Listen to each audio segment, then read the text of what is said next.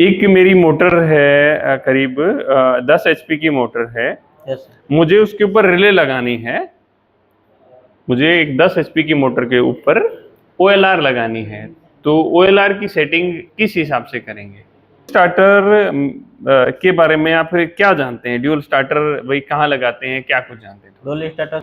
Hello friend, आप लोगों का स्वागत है स्किल्ड हिंदुस्तान में। आज हम एक टेक्निकल इंटरव्यू करने वाले हैं। बहुत बार जब हम एक इंटरव्यू में बैठते हैं तो हमें रिजेक्शन ही मिलता है। उसके पीछे क्या होता है? क्योंकि हमें पता नहीं होता कि इंटरव्यूअर क्या पूछेगा, कैसे पूछेगा। इन सब का सॉल्यूशन अब स्किल्ड हिंदुस्तान लेकर आ गया है अपनी ई बुक के माध्यम से।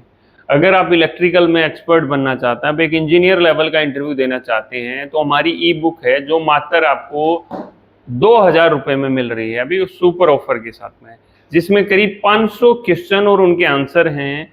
बहुत बढ़िया तरीके से क्वेश्चन आंसर वहां पर मिलेंगे। इसके लिए आप हमारी ऐप डाउनलोड कर सकते हैं। और आज अभी थोड़ा सा जो इंटरव्यू है उसको समझते हैं।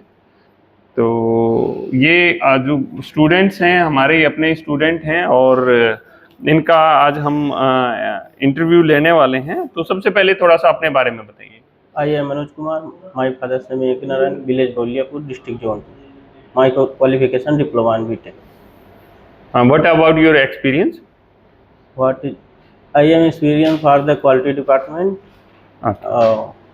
I am not skilled for the You don't have any technical experience? not technical experience, and I am skilled Okay. Hindustan. Okay. You are taking training in skilled Hindustan. हाँ, taking training.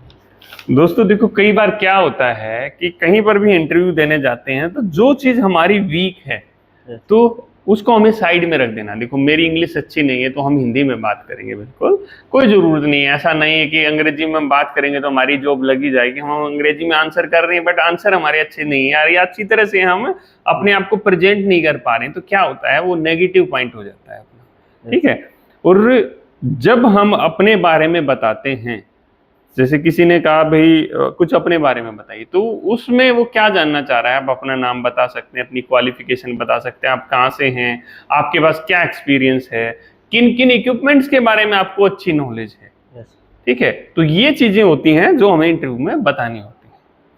तो मैं आपसे कुछ journal question पूछता हूँ। Dual starter के बारे में आप क्या जानते हैं? ड्यूल स्टार्टर भाई कहाँ लगाते हैं, क्या कुछ जानते हैं? डुअल स्टार्टर सर हमारे जो मोटर चलाने के लिए लगाते हैं सर, मतलब डुअल स्टार्टर का प्रयोग करते हैं। Okay. उसमें जो इक्विपमेंट लगे होते हैं, एक कॉन्टेक्टर लगा होता है, एक ओलार लगा होता है, और वो एमसीबी लगी होती है, और इंडिकेटर बल्ब लगे होते हैं, 2 वायर लगे होते हैं सर, और हमारी एक मोटर होती है। Push button? एक 2 पुश बटन, एक एनो होता है और एक एनसी होता है। कितने एचपी पे हम ड्यूल लगाते हैं, कितने एचपी पे हम स्टार डेल्टा लगाते हैं? सिंगल फेज सर जैसे चलाते हैं तो डुअल लगाते हैं। क्यों, आप लोगों ने तो अभी जो मोटर चलाई है नीचे 3 फेज की मोटर चलाई है आपने प्रैक्टिकल में? 3 फेज भी। तो ड्यूल स्टार डेल्टा में डिफरेंस क्या है? कहाँ लगाते हैं, कितने एचपी में लगाते हैं? एक मेरी मोटर है, करीब 10 एचपी की मोटर है। यस। मुझे उसके ऊपर रिले लगानी है। मुझे एक 10 एचपी की मोटर के ऊपर ओएलआर लगानी है। तो ओएलआर की सेटिंग किस हिसाब से करेंगे? ओलार की सेटिंग सर जो हमारा दिया रहता है उसमें एनसी और एनओ वो होते हैं 45, 46, 47 ऐसे करके होते हैं। देखो, मेरी क्वेश्चन आप समझे नहीं। मैंने कहा कि मेरी एक 10 एचपी की मोटर है, 10 एचपी की मेरी मोटर है उसके ऊपर मुझे रिले लगानी है। कितने एम्पेयर की रिले लगाएंगे? देखो दोस्त, जो लोग देख रहे होंगे, मुझे नहीं लगता उनमें से भी बहुत सारों को पता होगा। अगर पता है तो कमेंट सेक्शन में आप लोगों को बताना है। एक एलटी पैनल के बारे में आप कुछ नॉलेज है? एलटी पैनल में एक इंटरलॉकिंग होती है। Yes sir. वो क्या होती है और क्यों करते हैं? इंटरलॉकिंग सर इसलिए किया जाता है, जैसे हमारी जो बस बार है, बस बार में लगाया जाता है। जैसे हमारी एसीबी से अगर कोई प्रॉब्लम आ जाता है तो हम डीजीस चलाना चाहते हैं इसीलिए हमें बस बार का प्रयोग किया जाता है। इंटरलॉकिंग इंटरलॉकिंग का प्रयोग किया जाता क्यों? आपने dual starter reverse forward starter बनाया था, है। यस उसमें इंटरलॉकिंग की थी आपने, यस। क्यों, क्या काम था उसका? जैसे अन्नों से अंशी बनाना होता है। यानी कि अभी समझ नहीं पाए हैं आप अच्छी तरीके से। देखो दोस्त, चलो इसका मैं आंसर बढ़ा देता हूं आप लोगों को। देखो, इंटरलॉकिंग हम कोई भी चीज है ना उसके प्रोटेक्शन के लिए करते हैं। जैसे मैंने कहा रिवर्स फॉरवर्ड स्टार्टर, इसमें हमारे 2 कॉन्टैक्टर होते हैं और एक बार में हमें एक ही कॉन्टैक्टर ऑपरेट करना होता है। एक साथ दोनों ऑन हो गए ना तो सप्लाई भिड़ जाएगी। क्या होगा? एक साथ दोनों हो गए तो क्या होगा? सप्लाई भिड़ जाएगी। तो वो सप्लाई आपस में भिड़े नहीं, इसलिए हमने क्या किया कि एक बार में ना ऐसा काम कर दो एक ही इंटरलॉक हो, एक ही चीज चले, दूसरा चले नहीं। जब दूसरा कब चलेगा? जब ये बंद हो जाएगा, जब ये चलेगा। किस लिए किया हमने? प्रोटेक्शन के लिए। प्रोटेक्शन के लिए। एलटी पैनल के अंदर हम क्या करते हैं, हमारे पास हमारे 3 ब्रेकर रहते हैं। एक हमारा इनकमिंग का ब्रेकर हो जाता है, जैसे ट्रांसफार्मर का हो गया, एक बस कपलर हो गया और दूसरा डीजल जनरेटर हो गया। अगर मैं तीनों ब्रेकर को एक साथ में ऑन कर दूंगा तो क्या होगा? वो शॉर्ट हो जाएगा, सप्लाई भिड़ जाएगी। तो एक बार में चाहे तो मेरा बस कपलर और डीजी ऑन हो, या बस कपलर या डीजी या ट्रांसफार्मर ऑन हो, या मेरा एक ट्रांसफार्मर और डीजी ऑन हो, बस कपलर ऑन नहीं हो। एक बार में कोई भी 2 ब्रेकर ऑन होने चाहिए, ठीक है, 3 ब्रेकर ऑन नहीं होने चाहिए। तो इसको बोलते हैं पैनल के अंदर इंटरलॉकिंग। ट्रांसफार्मर की सेफ्टी के बारे में कुछ मुझे बताइए। ट्रांसफार्मर की सेफ्टी होती है सर, जैसे हमारा OTI होता है, WTI होता है, हुकज रिले होता है, एमओजी होता है।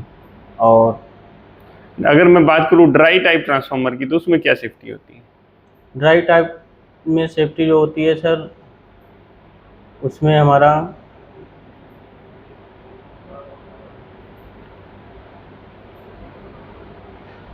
उसमें ऑयल जैसे नहीं होता है सर, ड्राई ट्रांसफार्मर में। तो उसमें जैसे जो लोग देख रहे हैं उनको आंसर करना है, कमेंट सेक्शन में बताना है कि क्या इसकी सेफ्टियां होती हैं। जैसे सिंगल फेस में हमारे कितने वोल्ट होते हैं और 3 फेस में कितने वोल्ट होते हैं, और इनको कैसे नाप सकते हैं?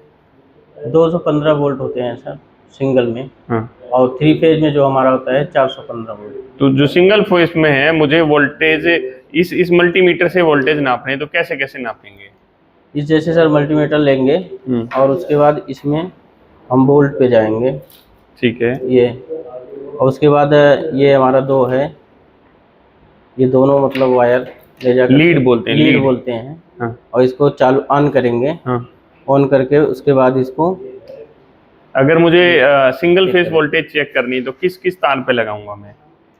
सिंगल फेज हाँ। वही लगाएंगे सर। कौन से तार पे? सिंगल फेज, जैसे ये हमारा न्यूट्रल हो गया, ये हमारा फेज हो गया। ओके, तो एक न्यूट्रल पे और एक फेज पे लगाएंगे।